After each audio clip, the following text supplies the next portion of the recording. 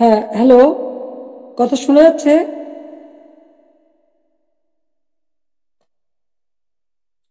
বিসমিল্লাহির রহমানির রহিম। আমি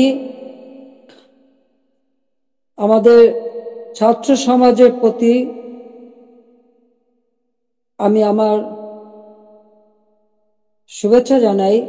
আর বিশেষ করে ছাত্রলীগের সকল নেতা কর্মী যারা যেখানে আছে দেশে বিদেশে সকলকে আমি শুভেচ্ছা জানাচ্ছি।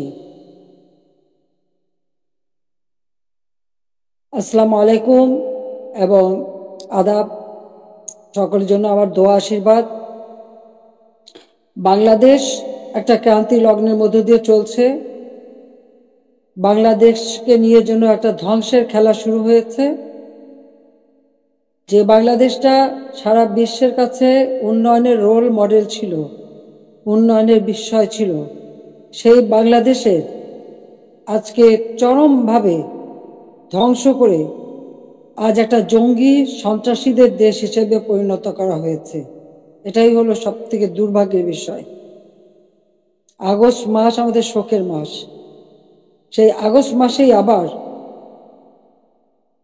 এদেশের মানুষের অধিকার কেড়ে নেওয়ার জন্য যে চক্রান্ত করা হয়েছে তার শিকার আজকে সমগ্র দেশ। এদেশের বাংলাদেশের কৃষক, শ্রমিক, ছাত্র জনতা, সরকারি ও অসরকারি কর্মকর্তা কর্মচারী থেকে শুরু করে কেউ রেহাই পাচ্ছে না, পুলিশ বাহিনী কেউ রেহাই পাচ্ছে না। এদের ধ্বংসের খেলা আর রক্তের খেলা আজকে বাংলাদেশকে ক্ষত বিক্ষত করে দিচ্ছে। তোমাদের মনে আছে 2018 সালে ছাত্রদের একটা কোটা আন্দোলন শুরু হয়। আমি তো সে আন্দোলন আমি তাদেরকে কিছুই বলিনি, বরং কোটা বন্ধ করে দিয়েছিলাম, তাদের দাবি পূরণ করেছিলাম। এরপরে মুক্তিযোদ্ধা কয়েকটা পরিবার একটা কোর্টে মামলা করে, তার একটা রায় হয়। সেই রায়ের যখন কোটা আবার চালু করে, আমরা সরকারের পক্ষ থেকেই রিট করে সেটা স্থগিত করে দিই। প্রকৃতপক্ষে আর কোটা আন্দোলন বা কোটা ইস্যুটাই ছিল না। কিন্তু এটা যে কোটা আন্দোলন ছিল না, এটা যে ছিল একটা ভিন্ন ষড়যন্ত্র, সেটা আমি বারবার বলেছি। এটা ছিল সেই একজন ক্ষমতার লোভী, তার মেটিকুলাস ডিজাইনের একটা অংশ। সে অংশ হিসেবে সে ছাত্র হত্যা করেছে, জনগণকে হত্যা করেছে, আওয়ামী লীগের নেতাকর্মী হত্যা করেছে, পুলিশ হত্যা, সাংবাদিক হত্যা, সাংস্কৃতিক কর্মী হত্যা, সারা দেশটাকে ক্ষত বিক্ষত করা, অর্থনীতিকে ধ্বংস করা। আমাদের মহান নেতা জাতির পিতা বঙ্গবন্ধু শেখ মুজিবুর রহমান তার জীবনটাকে উৎসর্গ করেছেন বাংলার জনগণের জন্য। সেই ছাত্র জীবনে যখন পাকিস্তানি শাসকরা আমাদের মাতৃভাষায় কথা বলার অধিকার কেড়ে নেয়, তারই প্রতিবাদ তিনি করেছিলেন। ঢাকা বিশ্ববিদ্যালয়ে তিনি আইন বিভাগের ছাত্র ছিলেন, আর এই প্রতিবাদ করবার জন্যই তিনি বাংলাদেশ ছাত্রলীগ প্রতিষ্ঠা করেন 1948 সালের 4 জানুয়ারি। এবং বাংলাদেশ ছাত্রলীগ তমদ্দুন মজলিস সহ আরো কয়েকটি প্রগতিশীল রাজনৈতিক দল নিয়ে ভাষা সংগ্রাম পরিষদ গঠন করেন। সেই ভাষা আন্দোলনে আমাদের যারা শহীদ হয়েছেন আমি তাদের আজকে স্মরণ করি। সালাম, বরকত, জব্বার যারা জীবন দিয়েছেন, রক্তের অক্ষরে বলে গেছেন আমরা মায়ের ভাষায় কথা বলতে চাই। আর এই আত্মত্যাগের মধ্য দিয়ে আমাদের যাত্রা শুরু। ধাপে ধাপে জাতির পিতা বঙ্গবন্ধু শেখ মুজিব এই বাংলাদেশের জনগণকে স্বাধীনতার চেতনায় উদ্বুদ্ধ করেন এবং তারই নেতৃত্বে আমরা পেয়েছি স্বাধীনতা, পেয়েছি মুক্তিযুদ্ধে বিজয়। আমি জাতির পিতা বঙ্গবন্ধু শেখ মুজিবুর রহমানের প্রতি শ্রদ্ধা জানাচ্ছি। শ্রদ্ধা জানাই জাতীয় চার নেতার প্রতি, 30 লক্ষ শহীদের প্রতি, 2 লক্ষ মা বোনের প্রতি। মুক্তিযোদ্ধাদের জানাই সশ্রদ্ধ সালাম। একটা যুদ্ধবিধ্বস্ত দেশের দায়িত্বভার নিয়েছিলেন বঙ্গবন্ধু শেখ মুজিব। মাত্র 3 বছর 7 মাসের মধ্যে সে যুদ্ধের ভয়াবহতা কাটিয়ে ওঠেন। ধ্বংসস্তূপের উপর দাঁড়িয়ে যে যাত্রা শুরু করেছেন শূন্য হাতে, সেই বাংলাদেশকে তিনি মাত্র 3 বছর 7 মাসের মধ্যে একটা স্বল্পোন্নত দেশে উন্নীত করেন। সে সময় যখন বাংলাদেশের মানুষের শান্তি শৃঙ্খলা ফিরে আসে, মানুষ একটু সুন্দর জীবনের স্বপ্ন দেখতে শুরু করে, ঠিক তখন আসে আঘাত। 75 15 আগস্ট।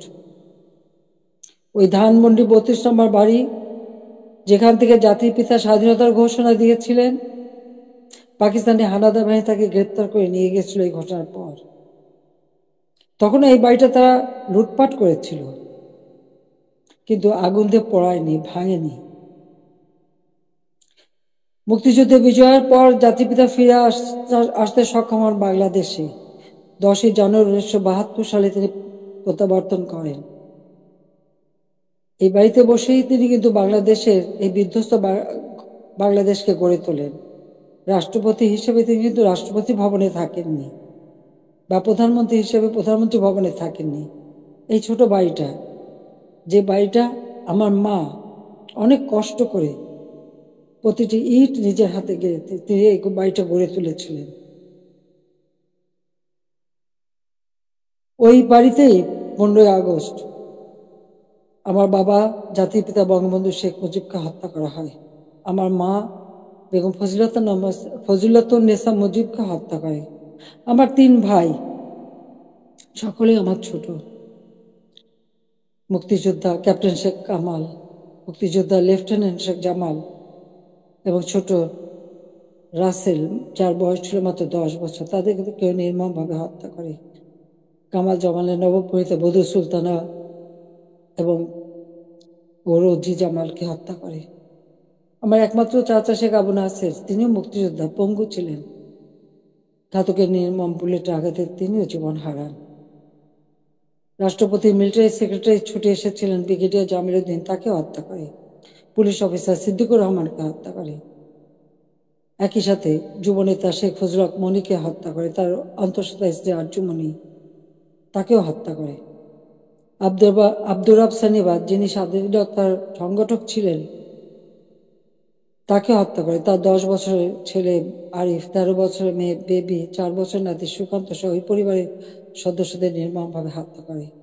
15 আগস্টে যারা শাহাদাত বরণ করেছে, আমি তাদের আত্মার মাগফিরাত কামনা করি।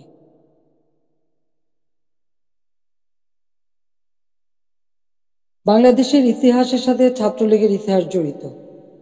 জাতির পিতা বঙ্গবন্ধু শেখ মুজিব বলেছিলেন, ছাত্রলীগের ইতিহাস বাংলাদেশের ইতিহাস। প্রতিটি সংগ্রাম, মুক্তিযুদ্ধে ছাত্রলীগের অবদান রয়েছে। 75-এর পর গণতান্ত্রিক অধিকার প্রতিষ্ঠার জন্য যে সংগ্রাম করি, সেখানেও শহীদের তালিকায় ছাত্রলীগের সংখ্যাটাই বেশি। বারবার আঘাত এসেছে, একের পর এক কু হয়েছে, হত্যা, কু, ষড়যন্ত্রের রাজনীতি শুরু হয়েছে। সেখান থেকে বাঙালি জাতিকে উদ্ধার করে আমরা এদেশে গণতন্ত্র প্রতিষ্ঠা করি। 15 আগস্ট আমার ছোট বোন রেহানা আর আমি বিদেশে ছিলাম বলে বেঁচে গিয়েছিলাম। 6টি বছর প্রবাসে আমরা কাটাই। এরপর আমি সুযোগ পাই বাংলাদেশে ফিরে আসতে, বলতে গেলে অনেকটা জোর করে ফিরে আসি। যে দেশে আমার পিতামাতার ঘাতকের দল, যাদেরকে ইন্ডেমনিটি দেওয়া হয়েছিল, তাদের বিচার করা যাবে না। অর্থাৎ আমি একজন মানুষ হিসেবে আমার বাবা মা ভাইয়ের বিচার চাইতে পারবো না। সেই বিচারহীনতার সংস্কৃতি ছিল বাংলাদেশে। যে দেশে গণহত্যা চালিয়েছিল পাকিস্তান হানাদার বাহিনী, গ্রামের পর গ্রাম জ্বালিয়ে পুড়ে ছারখার করেছিল, মা বোনদেরকে ধরে নিয়ে ক্যাম্পে রেখে দিনের পর দিন পাশবিক অত্যাচার করত। সেই যুদ্ধাপরাধী যাদের বিচার জাতিপিতা শুরু করেছিলেন, তাদেরকেও কিন্তু ছেড়ে দেওয়া হয়, মুক্তি দেওয়া হয়েছিল তখন। সেই অবস্থায় কিন্তু আমি দেশে ফিরে এসেছিলাম একটা প্রত্যয় নিয়ে, যে আদর্শ নিয়ে, যে চেতনা দিয়ে বাংলাদেশ স্বাধীন হয়েছে। যে চেতনা নিয়ে বাংলাদেশ স্বাধীন হয়েছে, সেই মুক্তিযুদ্ধের চেতনাকে বাস্তবায়ন করা। যে আদর্শ বুকে ধারণ করে লাখো শহীদ রক্ত দিয়ে দেশ স্বাধীন করেছে, সেই শহীদের মর্যাদা রক্ষা করে বাংলাদেশের মানুষের অন্ন, বস্ত্র, বাসস্থান, চিকিৎসা, শিক্ষা, মৌলিক অধিকারগুলি নিশ্চিত করে বাংলাদেশকে একটা উন্নত, ক্ষুধা, দারিদ্র্যমুক্ত বাংলাদেশ গড়ে তোলা, যা জাতির পিতা বঙ্গবন্ধু শেখ মুজিবের স্বপ্ন ছিল। এবং সেই কাজে আমরা কিন্তু সাফল্য অর্জন করেছিলাম। প্রথমবার সরকারে এসে আমরা অনেকগুলি উন্নয়নের কাজ করি, এরপর আসতে পারিনি। আবার বাংলাদেশে জঙ্গি, সন্ত্রাস, দুর্নীতির দেশ হয়েছিল। প্রায় 8টি বছর সময় নষ্ট হয়। 2008-এর নির্বাচনে আওয়ামী লীগ এককভাবে 300 সিটের মধ্যে 233টা সিট পায়। বাংলাদেশের মানুষের আস্থা বিশ্বাস অর্জন করে সরকার গঠন করি। 2009 সাল থেকে 2024 সাল এই বাংলাদেশ উন্নয়নশীল দেশের মর্যাদা পায় যখন আমরা জাতির পিতার জন্ম শতবার্ষিকী 2020 সালে এবং স্বাধীনতার সুবর্ণ জয়ন্তী 2021 সালে উদযাপন করি। তখনই কিন্তু বাংলাদেশ উন্নয়নশীল দেশের মর্যাদা পায় এবং জাতিসংঘ স্বীকৃতি দেয়। জাতির পিতা বঙ্গবন্ধু শেখ মুজিবের সেই ঐতিহাসিক 7ই মার্চের ভাষণ, সে ভাষণও ইউনেস্কো বিশ্ব প্রামাণ্য দলিলে স্থান করে দেয়। কারণ যে ভাষণ পৃথিবীর বিভিন্ন দেশে সামরিক অসামরিক নেতারা ভাষণের মধ্য দিয়ে মানুষকে উজ্জীবিত করেছে, সেই ভাষণগুলির মধ্যে প্রায় 2500 বছরের সকল ভাষণের মধ্যে জাতিপিতা বঙ্গবন্ধু শেখ মুজিবের ভাষণটি সর্বশ্রেষ্ঠ ভাষণ হিসেবে গণ্য হয়, আন্তর্জাতিক প্রামাণ্য দলিলে তার স্থান পেয়েছে। বাংলাদেশে এখন জাতির পিতা বঙ্গবন্ধু শেখ মুজিবের ভাষণ নিষিদ্ধ করেছে, কিন্তু আন্তর্জাতিকভাবে তো তার স্বীকৃতি পেয়েছে। 21শে ফেব্রুয়ারি সারা বিশ্বে আন্তর্জাতিক মাতৃভাষা দিবস হিসেবে স্বীকৃতি পেয়েছে, যেটা আওয়ামী লীগ সরকার এসেই আমরা সেই উদ্যোগ নিয়েছিলাম এবং ইউনেস্কো কর্তৃক সেটা স্বীকৃতি পেয়েছিল। বাংলাদেশের উন্নয়ন, এটা তো শুধু একথা তো কেউ বলতে পারবে না যে উন্নয়নটা শুধুমাত্র আমরা একটি দলের জন্য করেছি। এই উন্নয়নটা সারা দেশের মানুষের জন্য। আমরা দেশের ছেলে মেয়েদের, আমাদের ভবিষ্যৎ প্রজন্ম, তরুণ সমাজ যারা এদেশের একদিন কর্ণধার হবে, তাদের জন্য মানসম্মত শিক্ষার পরিবেশ আমরা তৈরি করেছিলাম, যেখানে ছিল অনবদ সেশন জট। সেখান থেকে মুক্ত করে আমরা শিক্ষার পরিবেশ তৈরি করি। সাথে সাথে ব্যাপকভাবে যাতে তরুণ সমাজের কর্মসংস্থান সৃষ্টি হয়, তার জন্য আমি সমস্ত কিছু বেসরকারি খাতে উন্মুক্ত করে দিই। আমাদের দেশে মাত্র একটা টেলিভিশন ছিল, একটা রেডিও ছিল, কোনো মোবাইল ফোন ছিল না, ডিজিটাল ফোন ছিল না। ডিজিটাল বাংলাদেশ গড়ে তোলা এবং টেলিভিশন রেডিওকে বেসরকারি খাতে উন্মুক্ত করে দেওয়া, ব্যাংক বিমান থেকে শুরু করে প্রতিটি প্রতিষ্ঠান বেসরকারি খাতে উন্মুক্ত করে দিয়েছিলাম একটা লক্ষ্য নিয়েই, যে আমাদের তরুণ সমাজের কর্মসংস্থানের ব্যবস্থা হবে। সেই লক্ষ্য নিয়েই আমাদের দেশের উন্নয়নের যত পরিকল্পনা আমরা নিয়েছি, সে পরিকল্পনাগুলি ছিল একেবারে গ্রাম পর্যায় পর্যন্ত। আমার গ্রাম আমার শহর, সেভাবে যেন প্রত্যেকটা গ্রাম গড়ে ওঠে এবং প্রত্যেকটা গ্রামের মানুষ যেন নাগরিক সুবিধা পায়, সেই ব্যবস্থাও আমরা করেছিলাম। ডিজিটাল বাংলাদেশ গড়ে তুলব, প্রতিটি ইউনিয়ন পর্যায় পর্যন্ত আমরা ডিজিটাল সেন্টার খুলে দিই, সেখানে কর্মসংস্থানের ব্যবস্থা হয়। আমাদের দেশে একসময় মানুষ কোনো ইন্টারনেট ব্যবহার করতো না, আজকে 13 কোটি মানুষ কিন্তু ইন্টারনেট ব্যবহার করে। মোবাইল ফোন ছিল না, সেই মোবাইল ফোনও উন্মুক্ত করে দিই এবং এখন 18 কোটি সিম ব্যবহার হয় এবং এর জন্য আমরা ট্রেনিংয়ের ব্যবস্থা করি। কম্পিউটার ট্রেনিং ইনকিউবেশন সেন্টার করে দিয়েছি, স্কুলে স্কুলে কম্পিউটার ল্যাব তৈরি করে দেওয়া হয়েছে, বিশ্ববিদ্যালয়ে বিনামূল্যে ইন্টারনেট সার্ভিস ব্যবস্থা করা হয়েছে, wifi connection, broadband connection, Bangabandhu satellite 1 আমরা উৎক্ষেপণ করেছি। আধুনিক প্রযুক্তি জ্ঞান সম্পন্ন জাতি গড়ে উঠুক, সেটাই চেয়েছি। বিজ্ঞান প্রযুক্তি বিশ্ববিদ্যালয় 96 সালে সরকার এসেই নির্মাণ করি, যাতে করে বিজ্ঞানের দিকে মানুষ ঝোঁকে, গবেষণায় প্রতি মনোযোগী হয়। কারণ বিজ্ঞানের বিকাশ ছাড়া কখনো কোনো দেশ উন্নতি লাভ করতে পারে না, সেই জন্য এই ব্যবস্থা আমরা নিয়েছিলাম। এরপরে টেক্সটাইল বিশ্ববিদ্যালয়, ফ্যাশন ডিজাইন বিশ্ববিদ্যালয়, ডিজিটাল বিশ্ববিদ্যালয়, ইসলামিক আরবি বিশ্ববিদ্যালয়, এভিয়েশন এবং এয়ারোস্পেস বিশ্ববিদ্যালয় থেকে শুরু করে কৃষি বিশ্ববিদ্যালয়, বহুমুখী বিশ্ববিদ্যালয় আমরা করে দিয়েছি। মেডিকেল বিশ্ববিদ্যালয় সবগুলি কিন্তু আওয়ামী লীগের করা, আওয়ামী লীগের হাতে করা। একটার পর একটা ইনস্টিটিউট করে দিয়েছি, ব্যাপকভাবে কর্মসংস্থান সৃষ্টি করেছে। পাবলিক সার্ভিস কমিশনে প্রতি বছর নিয়মিত পরীক্ষা হওয়া শুরু করে, ছেলে মেয়েরা যথাযথভাবে মেধার ভিত্তিতেই কিন্তু চাকরি পেয়েছে, কাজ পেয়েছে। কর্মসংস্থান ব্যাংক প্রতিষ্ঠা করে দিয়ে, যেখান থেকে বিনা জামানতে ঋণ নিয়ে সবাই যেন কাজ করতে পারে, কর্মসংস্থান ব্যবস্থা যাতে হয়। ব্যাপক হারে যেন বিদেশি বিনিয়োগ আসে, সেই সুযোগ আমরা সৃষ্টি করে দিই এবং সেই বিনিয়োগ এসেছে। 2009 সালে সরকার এসে আমি প্রেক্ষিত পরিকল্পনা প্রণয়ন করি 2010 থেকে 2021। যে লক্ষ্য ছিল বাংলাদেশকে আরো উন্নত করা, বাংলাদেশের মানুষের জীবন মান উন্নত করা, আধুনিক বিশ্বের সঙ্গে যাতে তাল মিলিয়ে চলতে পারে সেই ব্যবস্থা করা, এবং সেটাই আমরা কিন্তু করেছিলাম। আজকে আমাদের এটা বললে চলবে না যে মুক্তিযুদ্ধ, জাতির পিতা বঙ্গবন্ধু শেখ মুজিবের অবদান এবং গণতন্ত্র প্রতিষ্ঠার সংগ্রাম, এর সব কিছুই কিন্তু আমাদের আন্দোলন সংগ্রামের ফসল। জাতির পিতা বঙ্গবন্ধু শেখ মুজিব যদি এদের স্বাধীন না করতেন তাহলে আমরা কোথায় থাকতাম? পাকিস্তানের একটা প্রদেশ। পাকিস্তান আমলে একজন বাঙালি কিন্তু সেক্রেটারি হতে পারেনি, একজন বাঙালি কিন্তু মেজর জেনারেল পর্যন্ত যেতে পারেনি, মাত্র মেজর হিসেবে থাকতে পারত, একজন মাত্র কর্নেল ছিল। পাকিস্তান আমলে কিন্তু আমাদের শিক্ষার কোনো উচ্চশিক্ষার সুযোগই ছিল না। এমনকি বিদেশে যেতে হলে ওই পাকিস্তানের রাজধানীতে যে বিদেশের আমাদের পাসপোর্ট এবং ভিসা নিতে হতো, আন্তর্জাতিক ফ্লাইট করাচি থেকে নিতে হতো। সেটা আমার নিজের অভিজ্ঞতা আছে। 1969 সালে যখন ওই বিদেশে যাই, ওই করাচিতে যে থেকে ভিসা নিয়ে তারপর যেতে হয়েছে। কিন্তু দেশ স্বাধীন হবার পরে তো সেটা ছিল না। আমদানি রপ্তানি ব্যবসা পূর্ববঙ্গে কেউ করতে পারতো না, ওই পাকিস্তানে যেই করতে হতো। কিন্তু আমরা স্বাধীনতা অর্জন করতে পেরেছি বলেই সকল সুযোগ আমরা পেয়েছি, আমাদের ছেলেমেয়েরা উচ্চ শিক্ষার সুযোগ পেয়েছে।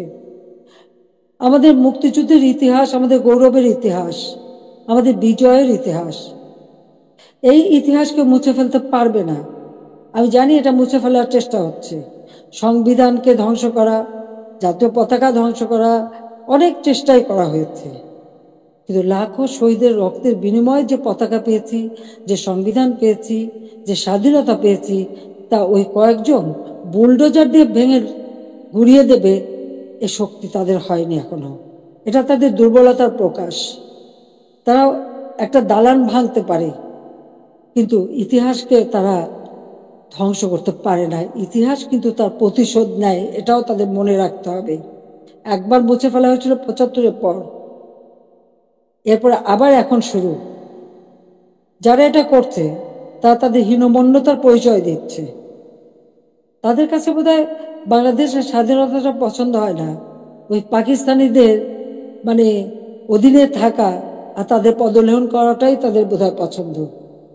আজকে অন্তত আমরা বলতে পারি, জাতির পিতার স্বাধীনতার পর যুদ্ধ বিধ্বস্ত দেশ যখন গড়ে তোলেন, তখনও কিন্তু ছাত্রছাত্রীদের বিনামূল্যে বই দিতেন, বিনামূল্যে কাপড় চোপড় দিয়েছেন, প্রত্যেক বাড়ি বাড়ি ত্রাণ সামগ্রী পৌঁছে দিয়েছেন। বাংলাদেশের মানুষের কল্যাণে তিনি কাজ করে দিয়ে গেছেন এবং পথ দেখিয়ে দিয়ে গেছেন। আর তারই পদক অনুসরণ করে আমরা বাংলাদেশ পরিচালনা করে বাংলাদেশকে কিন্তু উন্নত করেছি। আজকে আমরা বিনামূল্যে পাঠ্য পুস্তক দিতাম 1 জানুয়ারি। আমার প্রশ্ন, এবছরে কেন এখনো বই দিতে পারলো না? ফেব্রুয়ারি মাস শুরু হয়ে গেছে, এখনো বই দিতে পারেনি। অথচ কোভিডের সময় যখন অর্থনৈতিক মন্দা বিশ্বব্যাপী, তখনও আমরা ঠিক 1 জানুয়ারি আমাদের শিক্ষার্থীদের হাতে বই তুলে দিয়েছিলাম সময় মতো। তাদের পড়াশোনা, স্কুলে যাওয়া বন্ধ ছিল, অনলাইনে পড়াশোনা করা বা টেলিভিশনের মাধ্যমে একটা ক্লাসগুলি সেটা তুলে ধরা তাদের কাছে। ঘরে বসে আমার ঘর আমার স্কুল, এই কর্মসূচি বাস্তবায়নের মাধ্যমে পড়াশোনা যাতে অব্যাহত থাকে সেই ব্যবস্থাই আমরা করে দিয়েছিলাম। প্রত্যেকটা শিক্ষা প্রতিষ্ঠান একেবারে প্রাইমারি লেভেল থেকে নিয়ে শুরু করে সবগুলি কিন্তু উন্নতি আমরা করেছি। মাদ্রাসার শিক্ষার উন্নতি করেছি, স্বীকৃতি দিয়েছি, কমই মাদ্রাসাকেও আমরা স্বীকৃতি দিয়েছি, এবং অনেক মাদ্রাসা আমরা সরকারিকরণ বা সেগুলি আমরা যাতে আমাদের সব রকম সহযোগিতা পাই সেই ব্যবস্থা আমরা করে দিয়েছি। আমাদের শিক্ষা যাতে কোনো মতে ক্ষতি না হয়, প্রত্যেকটা ছেলেমেয়েরা যাতে স্কুলে যেতে পারে, প্রি প্রাইমারি শিক্ষা আমরাই প্রতিষ্ঠিত করি, এবং সেই সাথে সাথে মায়ের নামে আমরা একটা বিশেষ অনুদান পাঠাতাম বাচ্চাদের স্কুলে পাঠানোর জন্য। উপবৃত্তি দেওয়া, বৃত্তি দেওয়া এবং উচ্চশিক্ষার সুযোগ করে দেওয়া। সেই পদক্ষেপ আমরা নিয়েছিলাম, যাতে আমাদের গরিব মেধাবী ছেলে মেয়েরা যথাযথভাবে পড়াশোনা করতে পারে, সেই সুযোগটা আমি করে দিয়েছিলাম। 4 কোটির উপর শিক্ষার্থী এই সুযোগ পেত। এমনকি বঙ্গবন্ধু মেমোরিয়াল ট্রাস্ট, আমরা যখন দেশে ফিরে আসি, ওই বাড়িটি আমরা তো ব্যক্তিগত কাজে ব্যবহার করিনি। 32 নম্বরের বঙ্গবন্ধু ভবন আমরা 2 বোন জনগণকে দান করে দিয়েছিলাম বঙ্গবন্ধু মেমোরিয়াল ট্রাস্ট করে, এবং সেখানে একটি মিউজিয়াম করেছিলাম সেই স্মৃতি রক্ষার জন্য। আর সেই ট্রাস্টের মাধ্যমে ছাত্র ছাত্রীদের আমরা বৃত্তি দিতাম, কম করে হলেও 500 টাকা, উপরে 2000 টাকা। মেডিকেল ইঞ্জিনিয়ারিং পর্যন্ত যারা পড়তো সকলের জন্য এই বৃত্তি উন্মুক্ত ছিল। 1800 শিক্ষার্থীকে আমরা বৃত্তি দিতাম। তাছাড়া অনেক দুস্থ এবং গ্রেনেড হামলা আহত নিহত পরিবার, তাদেরকে মাসোহারা দিতাম। কোভিডের সময় এই বঙ্গবন্ধু মেমোরিয়াল ট্রাস্ট থেকেই 5 কোটি টাকা দিয়ে আমি ফান্ড করে দিয়েছিলাম প্রাইম মিনিস্টার অফিসে, যেখান থেকে কোভিডে যারা আক্রান্ত তাদের সহযোগিতা করা। আমরা ভূমিহীন গৃহহীনদের ঘরবাড়ি করে দিই। বঙ্গবন্ধু মেমোরিয়াল ট্রাস্ট থেকে 5 কোটি টাকা দিয়ে আমি বিশেষ তহবিল গঠন করে দিই, যেখানে জমি পাওয়া যেত না সেই জমি ক্রয় করে ভূমিহীন গৃহহীন মানুষকে ঘরবাড়ি করে দেওয়া। যাদের ঠিকানা ছিল না তাদের আমি ঠিকানা দিয়েছিলাম। এমনকি এই আশ্রয় প্রকল্পের থেকে পুলিশের চাকরিও পেয়েছে আমাদের অনেক ছেলে মেয়ে, কারণ তাদের ঠিকানা হয়েছিল, আগে তাদের ঠিকানা ছিল না। 58টা জেলা ভূমিহীন গৃহহীন মুক্ত করেছিলাম। আমাদের লক্ষ্য ছিল যে আমরা সমগ্র জেলায় কোনো মানুষ ভূমিহীন গৃহহীন থাকবে না, সকলের একটা মর্যাদা থাকবে। ঢাকা শহরে বস্তিবাসীর জন্য আমি ফ্ল্যাট বাড়ি নির্মাণ করে সেখানে তাদের থাকার ব্যবস্থা ভাড়া ভিত্তিক, বস্তিতে যে ভাড়া দিত সেই ভাড়া দিয়ে যা থাকতে পারে সেই ব্যবস্থা করেছি। আমাদের দেশের যারা সুইপার, হরিজন, দলিত শ্রেণী, তাদেরকে ফ্ল্যাট বাড়ি নির্মাণ করে দিয়েছি। এবং আমাদের বেদে, কুষ্ঠরোগী, হিজড়া, প্রতিটি অনগ্রসর যারা, তাদের জন্য বিনামূল্যে ঘর এবং তাদের জীবন জীবিকার ব্যবস্থা আমরা করে দিয়েছি। বাংলাদেশে আমি যখন 96 সালে সরকার গঠন করি, মাত্র 1600 মেগাওয়াট বিদ্যুৎ ছিল। আমি 4300 মেগাওয়াটে উন্নীত করেছিলাম। কিন্তু পরবর্তীতে 8 বছর পর যখন আবার সরকার আসি, তখন পেয়েছিলাম মাত্র 3200 মেগাওয়াট। আমরা উদ্যোগ নিই, ঘরে ঘরে বিদ্যুৎ দেব, প্রতিটি ঘর আলোকিত করব। আমাদের কথা রেখেছি, প্রত্যেক ঘরে ঘরে আমরা বিদ্যুৎ পৌঁছে দিয়েছিলাম, প্রতিটি ঘর আলোকিত করেছিলাম। আমাদের লক্ষ্য ছিল যে একটি মানুষও কুড়ে ঘরে বাস করবে না, নিজের পক্ষে একটা টিনের ঘরেও হলেও তাদের দেব। সেটা কিন্তু আমরা দিতে পেরেছি, এবং এর পরবর্তীতে এসে সেমি পাকা ঘর আমরা দিয়ে দিয়েছি, যাতে মানুষ বাঁচতে পারে। খেলাধুলায় আরো আগ্রহী যাতে হয়, ক্রিকেট টেস্ট ম্যাচ সেটাও আমার সময় অর্জন করা, এবং সেই সঙ্গে সঙ্গে তাদের ট্রেনিং করানো। ক্রিকেট, ফুটবল বা দেশীয় খেলা, হকি, প্রত্যেকটা খেলার সুযোগ আমরা করে দিয়েছি, এবং ছেলে মেয়ে উভয় সুযোগ পেত। আমাদের সে প্রাইমারি স্কুলে মেয়েদের জন্য বঙ্গমাতা গোল্ড কাপ টুর্নামেন্ট এবং ছেলেদের জন্য বঙ্গবন্ধু শেখ মুজিব গোল্ড কাপ টুর্নামেন্টের মাধ্যমে সেই ছোট্টবেলার থেকে যাতে তারা খেলতে পারে সেই ব্যবস্থা আমরা করে দিয়েছি। আজকে কি দুর্ভাগ্য আমাদের, আমাদের মেয়েরা ফুটবল খেলতে যে অনেক দেশ থেকে কিন্তু তারা জয়ী হয়ে এসেছে, বাংলাদেশের সুনাম করে এসেছে, আজকে আমাদের দেশে তারা খেলতে পারছে না কেন? মেয়েদের খেলার অধিকার নাই কেন, সেটা আমার প্রশ্ন। তাদেরকে কেন বাধা দেওয়া হলো? যারাই বাধা দেন তারা কি ভুলে যান আমাদের নবী করিম সাল্লাল্লাহু আলাইহি ওয়াসাল্লাম যখন ইসলাম ধর্ম প্রচার করেন, তখন কে প্রথম ইসলাম ধর্ম গ্রহণ করেছিল? ইসলাম ধর্ম গ্রহণ করেছিল একজন নারী, তিনি বিবি খাদিজা। তিনি প্রথম ইসলাম ধর্ম গ্রহণ করেন, সে কথাটা তাদের ভুললে চলবে না। মায়ের পেটে সন্তান জন্ম নেয়, আর সেই মায়ের জাতিকে অবমাননা করা কেন, সেটা আমার প্রশ্ন। খেলাধুলা, সংস্কৃতি চর্চা, সাহিত্য চর্চা, এই সংস্কৃতি তো আমাদের অধিকার, সকলের অধিকার। এখানে নারী পুরুষ কোনো ভেদাভেদ থাকতে পারে না, আর ইসলাম ধর্ম কখনো তা বলে না। কিন্তু আজকে আমরা দেখছি শুধু মেয়েদের খেলতে যে দেওয়া হয় না তা না, শিক্ষকদের লাঞ্ছিত করা হয়। এটা কেমন ধরনের কথা? শিক্ষক আমাদের গুরুজন, তাদের প্রতি আমাদের সম্মান দেখাতে হবে। আর সেই সম্মান যে আমরা দেখাই সেটা তো আপনারা জানেন। এমনকি আমি প্রধানমন্ত্রী হবার পরেও আমার ইউনিভার্সিটির শিক্ষক, তাদেরকে আমি সম্মান করতাম। আমার স্কুলের শিক্ষক যাদের সঙ্গে দেখা হওয়ার সাথে সাথে আমি সম্মান করতাম, তাদের পা ধরে সালাম করতাম, কারণ শিক্ষক গুরুজন। কিন্তু আমি জানি না এই কোটা আন্দোলনের নামে এমন একটা পরিবেশ সৃষ্টি করে ফেলা হলো যে ছাত্র ছাত্রীরা শিক্ষকদের অপমান করে, তাদের গলায় জুতার মালা পরায়, তাদেরকে গাছের সাথে বাঁধে, তাদেরকে দিয়ে জোর করে পদত্যাগ করায়।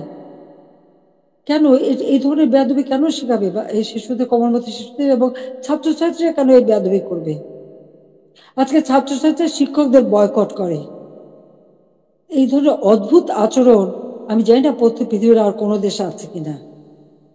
তাহলে আমরা কি পরিচয় দেব? যে দেশের মানুষ ৭১ সালে মুক্তিযুদ্ধে বিজয় অর্জন করে বিজয়ী জাতি হিসেবে সারা বিশ্বের সম্মান পেয়েছে, আজকে সেই দেশের মানুষ কাছে কোথায় কোথায় সেই সম্মান?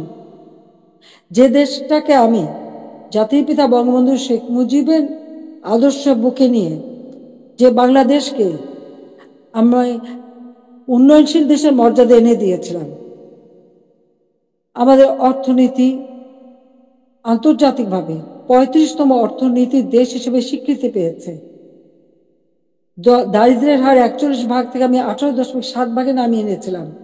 হতদরিদ্র ২৫ ভাগ থেকে আমি ৫.৬ ভাগে নামিয়ে এনেছিলাম। আমাদের সাক্ষরতার হার ৪৫ ভাগ থেকে ৭৮.৮ ভাগে উন্নীত করেছিলাম। এবং আমাদের দেশের ছেলেমেয়েরা দেশে বিদেশের জন্য যে পড়াশোনা করতে পারে, প্রধানমন্ত্রীর দপ্তরে আমি আলাদা শিক্ষা সহায়তা ট্রাস্ট ফান্ড করে দরিদ্র মেধাবী ছাত্রদেরকে আমি বৃত্তি দিতাম, যাতে তারা আরো উচ্চ শিক্ষা নিতে পারে, পিএইচডি করতে পারে বা অন্য যে কোনো উন্নত মানের শিক্ষা দেশে বিদেশে করতে পারে, সেইভাবে তাদের বৃত্তি দেওয়া শুরু করেছিলাম। কেন করেছিলাম? আমাদের তরুণ প্রজন্মের ভবিষ্যতের জন্য। কারণ যারা এদেশ একদিন দায়িত্ব নেবে তার জন্য সুষ্ঠুভাবে দেশকে এগিয়ে নিয়ে যেতে পারে, সেই লক্ষ্য নিয়েই তো আজকে আমি দেখি শিক্ষার অধিকার থেকে বঞ্চিত করা হচ্ছে। বিভিন্ন বিশ্ববিদ্যালয় থেকে ছাত্রদের বের করে দেওয়া হচ্ছে, তাদের সার্টিফিকেট বাতিল করা হচ্ছে, তাদের শিক্ষাবর্ষ কেড়ে নেওয়া হচ্ছে। কি অপরাধ তাদের? আমরা যখন বৃত্তি দিয়েছি, আমরা যখন মানুষকে সহযোগিতা করেছি, আমরা তো কোনো দল দেখিনি। দল মত নির্বিশেষে মেধাবী যারা তারাই চাকরি পেয়েছে, তারাই সুযোগ পেয়েছে, তাদের জন্য আমি করেছি। আমি প্রধানমন্ত্রী হিসেবে মানুষকে মানুষ হিসেবেই দেখেছি। হ্যাঁ, একটা দেশে মাল্টিপার্টি সিস্টেম থাকে, বহুদলীয় গণতন্ত্র, সেখানে সকলের মতের ভিন্নতা থাকতে পারে, কিন্তু তার মানে এই না যে সকলের অধিকার থেকে কেড়ে নিতে হবে। ছাত্রদের শিক্ষার অধিকার, এটা ছাত্রদের অধিকার। দল মত নির্বিশেষে সকলের অধিকার। সেই অধিকার থেকে কাউকে বঞ্চিত করা, এর থেকে অন্যায় আর কিছু হতে পারে না। কিন্তু দুর্ভাগ্যের বিষয় যে আমরা দেখি সেই বৈষম্যহীন আন্দোলনের মাধ্যমেই আজকে বৈষম্য সৃষ্টি করা হচ্ছে, ছাত্রদের শিক্ষার অধিকার থেকে বঞ্চিত করা হচ্ছে, শিক্ষকদের অপমান করা হচ্ছে, শিক্ষা প্রতিষ্ঠানগুলির পরিবেশ নষ্ট করা হচ্ছে। কেন এই অবস্থা থাকবে? বাংলাদেশে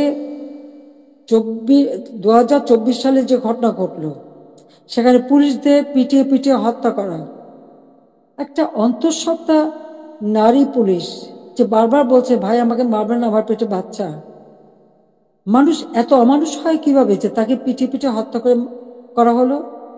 আগুন দিয়ে পুলিশ ফাঁড়িতে জ্বালিয়ে দেওয়া এবং সেখানে আগুন দিয়ে পুড়িয়ে ফেলা, মানুষকে মেরে পা বেঁধে ঝুলিয়ে রাখা, ঠিক কসাইখানায় পশু জবাই দিয়ে যেমন পা বেঁধে ঝুলিয়ে রাখে সেইভাবে তাদের ঝুলিয়ে রাখা।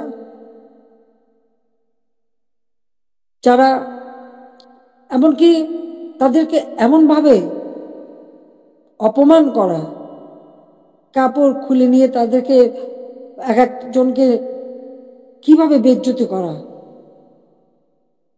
যারা এইসব ঘটনা ঘটে তাদের মধ্যে কি এতটুকু মানবিকতা নেই, এতটুকু শালীনতা বোধ নেই?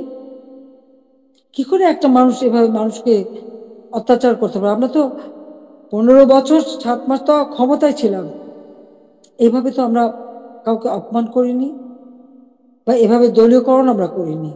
ব্যবসা বাণিজ্য আজকে কেউ করতে পারছে না। ব্যবসায়ীদের উপর অনবরত আক্রমণ, গ্রেপ্তার, কলকারখানা বন্ধ, হাজার হাজার শ্রমিক বেকার হয়ে যাচ্ছে। আজকে কৃষক চাষ করতে পারছে না, সার নেই, বিদ্যুৎ নেই, সেচ দিতে পারে না। এই অবস্থা তো বাংলাদেশের ছিল না। আমি তো এই অবস্থা রেখে আসিনি। বাংলাদেশে মানুষের খাদ্য নিরাপত্তা নিশ্চিত করেছি। উত্তরবঙ্গে মঙ্গা লেগেই থাকতো, সেখানে মঙ্গা দূর করেছি। যারা একবেলা খাবার পেত না, অন্তত 3 বেলা তারা খাবার পেত। বিদেশ থেকে পুরনো কাপড় এনে পরানো হতো। কই, আওয়ামী লীগ সরকার আসার পর তো বিদেশ থেকে পুরনো কাপড় এনে পরানো লাগেনি। অন্ন, বস্ত্র, বাসস্থান, চিকিৎসা, শিক্ষা সব ব্যবস্থাই তো করেছিলাম। কমিউনিটি ক্লিনিকের মাধ্যমে 30 প্রকার ঔষধ বিনামূল্যে দেওয়া হতো। আন্তর্জাতিক মানের চিকিৎসা সেবা দেওয়ার জন্য আন্তর্জাতিক মানের হাসপাতাল তৈরি করেছি। বেসরকারি খাতে উন্মুক্ত করে দিয়েছি। প্রায় 44,000-এর মতো নার্স নিয়োগ দিয়েছি, 22,000 ডাক্তার নিয়োগ দিয়েছি। মানুষের সেবা মানুষ যাতে পায় সেই ব্যবস্থাই আমরা নিয়েছি। কিন্তু আজকে যেন সব বৃথা হয়ে গেল। অপরাধটা কি আমার? আমি সেটা জানতে চাই। যারা আমাকে স্বৈরাচার বলেন, গণহত্যা বলেন, আজকে আমার জিজ্ঞাসা, আজকে যে বাংলাদেশের যে অবস্থা চলছে, এই যে পুলিশ হত্যা, আওয়ামী লীগের প্রায় 400 মতো নেতাকর্মীকে নির্মমভাবে হত্যা করা হয়েছে। হাত কেটে, পা কেটে, গলা কেটে হত্যা করা। ছাত্র, যুবক, মহিলা কেউ তো ছাড়া পাচ্ছে না। ছেলেকে পায় না বলে মাকে গ্রেপ্তার করা, মাকে গাছের সাথে বেঁধে অপমান করা, জায়নামাজের উপরে কুপিয়ে মারা অথবা আগুন দিয়ে পুড়িয়ে ফেলা। এ কি বর্বরতা? এ কোন ধরনের বর্বরতা? তো এরা কারা? এরা কি গণহত্যাকারী না? এরা কি স্বেচ্ছাচারী না? একজন যাকে সব থেকে বেশি সহযোগিতা আমি করেছিলাম,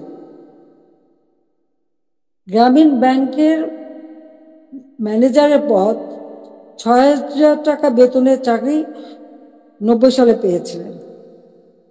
আমি 96-তে সরকার আসার পরে এই গ্রামীণ ব্যাংকে 400 কোটি টাকা দিয়ে এই গ্রামীণ ব্যাংকটাকে আমি দাঁড় করিয়ে দিই। শুধু তাই না, গ্রামীণ ফোনের ব্যবসাটাও ওই ডক্টর ইউনূসকে দিয়েছিলাম। আমার কাছে বারবার ধর্ণা দিয়েছিল, বলেছিল ওখান থেকে যে লাভ হবে সেই লাভের অংশ যাবে গ্রামীণ ব্যাংকে। তা কিন্তু যায়নি, বরং এগুলি বেচেই খেয়েছে, মানি লন্ডারিং করেছে, দুর্নীতি করেছে, এবং তার ক্ষমতার লোভ আজকে বাংলাদেশকে ধ্বংসের দিকে নিয়ে এসেছে।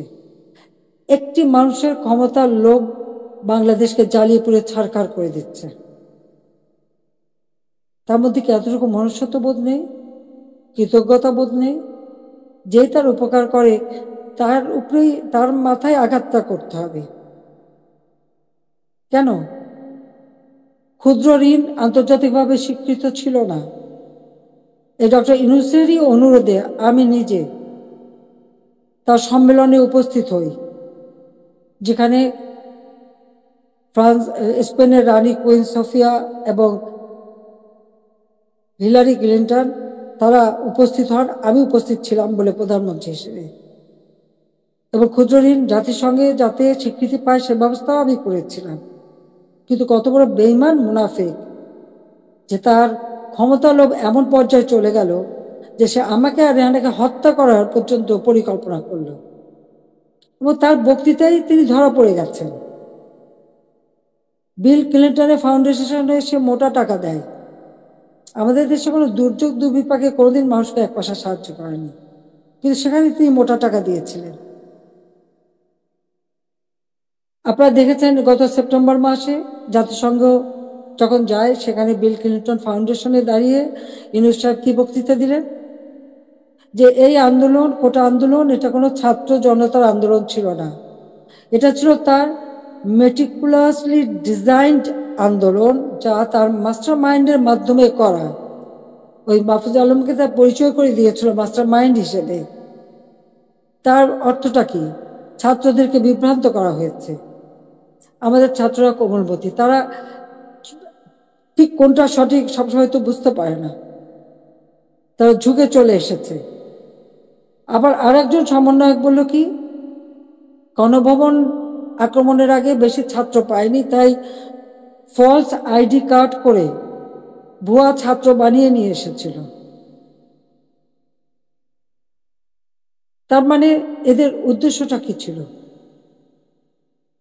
আমি আজকে জাতির কাছে এটা জানতে চাই, এবং জাতির কাছে আমি বলবো, 15ই আগস্ট আমরা 2 বোন বেঁচে গিয়েছিলাম, এটাই কি আমাদের অপরাধ?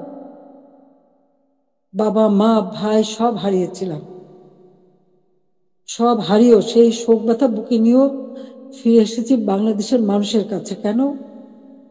আমি দেখেছি একটার পর একটা কূপ হচ্ছে, মুক্তিযোদ্ধাদের হত্যা করা হচ্ছে, গণতান্ত্রিক অধিকার নেই, পেটে ভাত নেই, প্রতিনিয়ত দুর্ভিক্ষ, চারিদিকে হাহাকার। যে বাংলাদেশ জাতির পিতা স্বাধীন করেছিলেন, দুঃখী মানুষের মুখে হাসি ফুটাবেন, মানুষের ক্ষুধার অন্ন যোগাবেন, সকল মৌলিক অধিকার নিশ্চিত করবেন, সেই বাংলাদেশে প্রতিনিয়ত এই ক্ষমতার লড়াই, একটা অশান্ত পরিবেশ। বাংলাদেশের মানুষের আর্থসামাজিক উন্নয়ন করবার জন্যই আমি এসেছিলাম, এবং আমি তা করেছি। কই, আমরা নিজের জন্য তো কিছু করিনি। আমাদের ছেলে মেয়ে, 5টা ছেলে মেয়ে, রানার আমার, তারা চাকরি করেছে, পড়েছে, লেখাপড়া শিখেছে, অক্সফোর্ড, হার্ভার্ড, LSE অথবা লন্ডন স্কুল, বিভিন্ন জায়গা থেকে তারা ডিগ্রি পেয়েছে, তারা নিজেদের যোগ্যতায় ডিগ্রি নিয়েছে। তাদের জন্য তো আমি কিছু করিনি। তারা নিজের লেখাপড়া শিখে নিজের পায়ে দাঁড়িয়েছে। আমি তাদের একটা কথাই আমরা 2 বোন বলেছি আমাদের ছেলে মেয়েদেরকে, যে তোমাদের জন্য কোনো সম্পদ রেখে যেতে পারবো না, তোমাদের শিক্ষাটাই হবে তোমাদের একমাত্র সম্পদ। তবে তারা তাই করেছে, সেভাবেই তারা লেখাপড়া শিখে সেইভাবেই জীবনযাপন করে। আমি তো আমার নিজের জন্য কিছু করতে যাইনি। একমাত্র 32 নম্বর বাড়িটা, সেটাও তো আমি জনগণকে দান করে দিয়েছি আমরা 2 বোন। হ্যাঁ, জাতির পিতা পরিবারের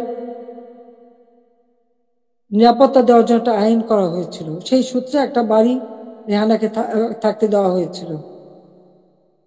আর আমার স্বামী, তিনিও চাকরিজীবী নিউক্লিয়ার সায়েন্টিস্ট ছিলেন, তার একটা বাড়ি 5 নম্বরে, যেটা জয়পুতুলের। আজকে সেই বাড়িও পুড়িয়ে দেওয়া হয়েছে, রেহানার বাড়িও লুট করা হয়েছে। আর গণভবন তো সরকারি, সেটা ভাঙা চোরা লুটপাট 2 হাতে লুট করা হয়েছে। এমনকি ডক্টর ইউনূস নিজেই ওখানে চলে গেছেন, তার সমন্বয়কদের সাথে দিয়ে, উপদেষ্টাদের সাথে নিয়ে, তিনিও বোধহয় লুটপাট করতে গিয়েছিলেন। আর 32 নম্বর, এটা তো আমরা কোনো ব্যক্তিগতভাবে ব্যবহার করিনি। মিউজিয়াম সারা বিশ্বের অনেক বড় বড় নেতারা এসেছেন, রাষ্ট্রপ্রধান এসেছেন, সরকার প্রধান এসেছেন, ওই বাড়ি ভিজিট করেছেন। আজকে সেই বাড়িটা ভেঙে ফেলা হচ্ছে কেন? বাড়িটার কি অপরাধ? ওই বাড়িটাকে কেন এত ভয়? আমি দেশের মানুষের কাছে আজকে বিচার চাই, আমি দেশের জনগণের কাছে বিচার চাই। বলুন আপনারা, আমি কি আপনাদের জন্য কিছুই করিনি? আমি কি আপনাদের অন্ন বস্ত্র বাসস্থান চিকিৎসার ব্যবস্থা করে দেইনি? আপনাদের ঘরে আলো জ্বালিনি? আপনাদের ছেলেমেয়ে লেখাপড়া শিক্ষার ব্যবস্থা করিনি? রাস্তাঘাট, পুল, ব্রিজ করে আপনাদের যোগাযোগের ব্যবস্থা, কর্মসংস্থান ব্যবস্থা করে দেয়নি? তাহলে কেন এই অপমান? কেন এই বাড়িটা ভাঙা হবে? এই বাড়ি থেকে তো স্বাধীনতার ঘোষণা দিয়েছিলেন জাতির পিতা, আর স্বাধীন দেশ হয়েছিল বলেই তো আজকে বাংলাদেশ এত উন্নত হয়েছে। তাহলে এই বাড়ি কারা ভাঙে? আমি আপনাদের কাছে, দেশের জনগণের কাছে বিচার চাই। আমি ছাত্র সমাজের কাছে এটা বলবো, যে যারা বিভ্রান্ত করে তোমাদেরকে বিভ্রান্তির পথে নিয়ে গিয়েছিল, ওই সাধারণ ছাত্রছাত্রীদের প্রতি তো আমাদের কোনো রাগও নেই, কোনো অভিযোগও নেই। কারণ আমি জানি তোমাদের এই বয়সটাই এরকম, কিন্তু সকলে তো এর মধ্যে ঢুকে নিত। যারা আজকে এই ধরনের ধ্বংস করছে, যারা মানুষ হত্যা করেছে তারা তো খুনি হিসেবে চিহ্নিত হবে। এখানে সাধারণ ছাত্রছাত্রীদের কোনো দায়বদ্ধতা নেই। কাজে আমি মনে করি যে এর থেকে সাধারণ ছাত্রছাত্রীদের দূরে থাকা ভালো। এদের এই ধ্বংস যজ্ঞে যেন অংশ না নেয়, বরং লেখাপড়ার পরিবেশ ফিরে আসুক, আরো উন্নত জীবন তোমরা পাও, আমি সেই দোয়াই করি। কিন্তু যে ইতিহাস আমাদের রক্তের অক্ষরে লেখা, সেই ইতিহাস ভুললে পরে নিজেদের অস্তিত্ব থাকবে না। সেই ইতিহাস ভুললে পরে আমরা বিশ্বে মাথা তুলে দাঁড়াতে পারবো না, চলতে পারবো না। 15ই আগস্টের পরে আমরা পারতাম না। খুনের জাতি হিসেবে পরিচিত ছিল এই দেশ, ভিক্ষার জাতি হিসেবে পরিচিত ছিল, প্রাকৃতিক দুর্যোগের দেশ হিসেবে পরিচিত ছিল। আমি সেখান থেকে বাংলাদেশকে উন্নত করে উন্নয়নের রোল মডেল হিসেবে সারা বিশ্বে বাংলাদেশের সম্মান নিয়ে এসেছিলাম। সারা বিশ্ব বাংলাদেশের উন্নয়নকে বিস্ময় বলে পরিচয় করত, তারা বিস্ময় বলে স্বীকার করত। কিন্তু 2024 সালের এই আগস্ট মাস থেকে আজকে বাংলাদেশ আবার সেই ধ্বংসের দেশ। আমার একটা প্রশ্ন, জুলাই 15 তারিখ থেকে যত রকমের হত্যাকাণ্ড, পুলিশ হত্যা, আওয়ামী লীগ নেতাকর্মী হত্যা, ছাত্র হত্যা, শিশু হত্যা, যত হত্যা হয়েছে, কেন ইন্ডেমনিটি দেওয়া হলো? অপরাধ করলে অপরাধীদের শাস্তি পেতে হবে। যারা অগ্নিসংযোগ করা হলো, ওই মেট্রো রেল, তারপরে এক্সপ্রেসওয়ে, ফ্লাইওভার বা প্রত্যেকটা বিটিভি থেকে শুরু করে প্রতিটি প্রতিষ্ঠানে যে আগুন দেওয়া হলো, এবং সেটা সমন্বয়ক একজন বলেছে পুলিশ হত্যা না করলে, মেট্রো রেলে আগুন না দিলে নাকি বিপ্লব সফলতা। কিসের বিপ্লব? এই হত্যাযজ্ঞ ধ্বংসলীলাই কি বিপ্লব? বিপ্লবের অর্থ বোঝে? তারা নিজেরাই স্বীকার করছে, আর সেখানে তাদেরকে ইন্ডেমনিটি দেওয়া হয়েছে। অপরাধ যারা করে তারাই দায় মুক্তি পায়, আর অপরাধী তাদের বিচার কিন্তু একদিন না একদিন হবেই, এটা সকলে মনে রাখতে হবে। তো আমি আজকে এখানে ছাত্র সমাজ আছে, আমি সবাইকে বলবো অন্তত মনোযোগী হওয়া পড়াশোনায়, নিজের পায়ে দাঁড়াও, নিজের পিতামাতাকে সম্মান করো, শিক্ষকদের সম্মান করো, নিজের শিক্ষা প্রতিষ্ঠান, এই প্রতিষ্ঠান কোনো জঙ্গিদের হাতে তুলে দিও না। এই শিক্ষার অনেক কষ্ট করেই আমরা শিক্ষার পরিবেশ এনেছিলাম, যেখানে প্রতিদিন বোমাবাজি আর অস্ত্রের ঝনঝনানি ছিল, সেখান থেকে মুক্ত করে চমৎকার পরিবেশ করে দিয়েছিলাম, কোনো সেশন জট ছিল না। কিন্তু আজকে আবার সেই সেশন জট, আজকে আবার একটা দুঃসময় যাচ্ছে। আমাদের এই তরুণ সমাজই পারে এখান থেকে পরিবর্তন আনতে। যে চেতনা নিয়ে লাখো শহীদ রক্ত দিয়েছে, সেই চেতনাকে ধ্বংস হতে দিও না, তাহলে নিজের বিদেশেও মুখ দেখাতে পারবে না, দেশেও না। মানুষের ধিক্কার ছাড়া কিছু জুটবে না। কাজে সকলে সাধারণ শিক্ষার্থীদের বলবো, তোমরা দেশকে ভালোবাসো, দেশের মানুষকে ভালোবাসো, মানুষের কল্যাণে কাজ করো। আর যারা জঙ্গি, সন্ত্রাসী, যারা অগ্নিসংযোগ, মানুষ হত্যা আর এই ভাঙচুর করতে পারে, ইতিহাস মুছে ফেলতে চায়, তাদেরকে ধিক্কার জানাও। আজকে আবার আমি এখান থেকে বিদায় নেব। তার আগে আমি এটুকুই বলবো, দেশের মানুষের কাছেই আমার জিজ্ঞাসা, যে যারা মানুষ হত্যা করে, যারা ধ্বংসযজ্ঞ চালায়, তারা ফ্যাসিবাদী, না যারা মানুষের কল্যাণ করে, অন্ন বস্ত্র বাসস্থানের ব্যবস্থা করে, ঘরে ঘরে আলো জ্বালে, দেশের মানুষকে উন্নত জীবন দেয়, তারা ফ্যাসিবাদী? কারা স্বৈরাচার? এটা দেশের জনগণই বিচার করবেন। আমি তো আপনাদের কল্যাণে কাজ করেছি, দেশের মানুষের কল্যাণে কাজ করেছি। নিজের দিকে তো তাকাইনি, নিজের কি আছে না আছে সে তো দেখিনি। শুধু আপনাদের কল্যাণের জন্যই সবটুকু উজাড় করে দিয়ে দিন রাত পরিশ্রম করে মাত্র 15 বছরের মধ্যে বাংলাদেশকে উন্নত দেশ করেছি, উন্নয়নশীল দেশের মর্যাদা এনে দিয়েছি। যা বিশ্বে বাংলাদেশের মর্যাদা অর্জন করেছিল, আজকে সব ধ্বংস হয়ে গেছে। তবে আমি এটুকু আশাবাদী, হ্যাঁ, আমাদের যে স্মৃতিটুকু নিয়ে দুই বোন বেঁচেছিলাম, আজকে সেই স্মৃতিটুকু ভেঙে ফেলা হচ্ছে। এর আগে আগুন দিয়ে পুড়িয়েছে, আজকে তা ভেঙে ফেলা হচ্ছে। হ্যাঁ, একটা দালান ভেঙে ফেলতে পারে, ইতিহাস মুছতে পারবে না। একবার ভাঙলে আবার আমরা গড়তে পারবো। এই বাংলাদেশ আবার মাথা তুলে দাঁড়াবে, বাংলাদেশের মানুষ আবার বিশ্ব দরবারে মাথা উঁচু করে দাঁড়াবে। আল্লাহ যখন বাঁচিয়ে রেখেছেন, তো নিশ্চয়ই আমার কিছু কাজ বাকি আছে, সেটুকু করার জন্য আল্লাহ বাঁচিয়ে রেখেছেন। নইলে বারবার কেন মৃত্যুর হাত থেকে বেঁচে আসবো? মানুষের দোয়া, উপরে আল্লাহ রাব্বুল আলামিন ওই গ্রেনেড হামলা, গুলি, বোমা সব জায়গা থেকে তো আমাকে রক্ষা করে নিয়ে এসেছেন। এবারেও তো সেই একই অবস্থা। এবার তো একটাই লক্ষ্য ছিল, তার মেটিকুলাস ডিজাইনই ছিল ইউনূস সাহেবের আমাকে 2 বোনকে হত্যা করা। তারপরেও কিভাবে আল্লাহ আমাদেরকে রক্ষা করেছেন। কাজেই আবার বাংলাদেশ ফিরে আসবে, মুক্তিযুদ্ধের চেতনা গড়ে উঠবে। শহীদের রক্ত কখনো বৃথা যেতে পারে না, এটাই আমার কথা। আমি ছাত্রলীগকে ব্যান করেছে, ছাত্রকে ব্যান করার কোনো অধিকার নেই, কারণ ইউনূস সাহেবের ক্ষমতা দখল সম্পূর্ণ অবৈধ, অসাংবিধানিক। অস্ত্র অর্থের জোরে মানুষ খুন করে মানুষের লাশের উপর পাড়া দিয়ে সে ক্ষমতা এসেছে। এভাবে অন্যায় করে যারা ক্ষমতা আসে, এই ক্ষমতা কিছুদিন ভোগ করতে পারে, কারণ নিজে ট্যাক্স দেবে না, মানুষের উপর ট্যাক্সের বোঝা চাপাবে, ভ্যাট বসাবে, জনগণের ভাত দিতে পারবে না, পুলিশের পোশাক বদলায়, পাকিস্তানিদের পোশাকের সাথে মিলিয়ে পোশাক পরায়।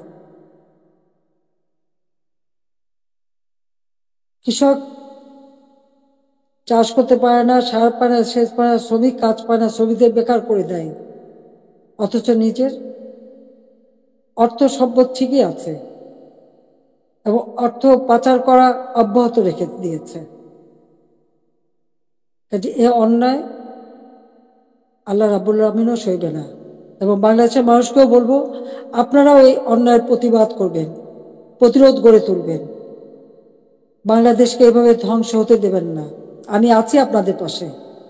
আমি যত দূরেই থাকি না কেন, আমার মন আপনাদের সাথে আছে, আর আপনারা আমার মনের ভিতরে আছেন।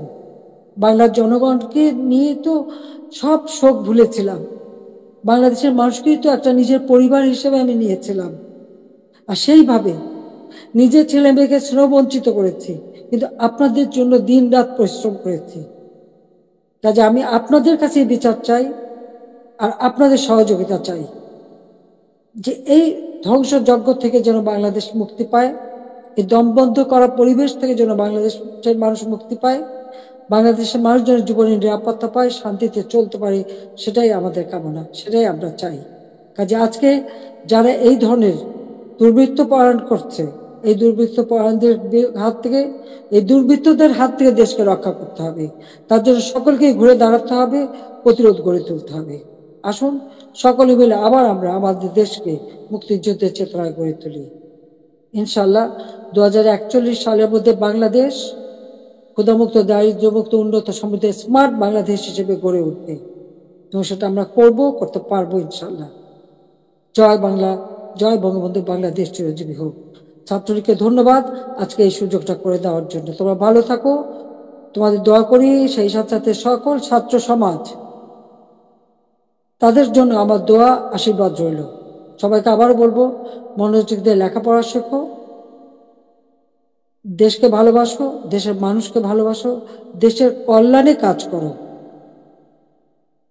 আমার দোয়া, আশীর্বাদ সবসময় তোমাদের জন্য থাকবে। খোদা হাফেজ। জয় বাংলা।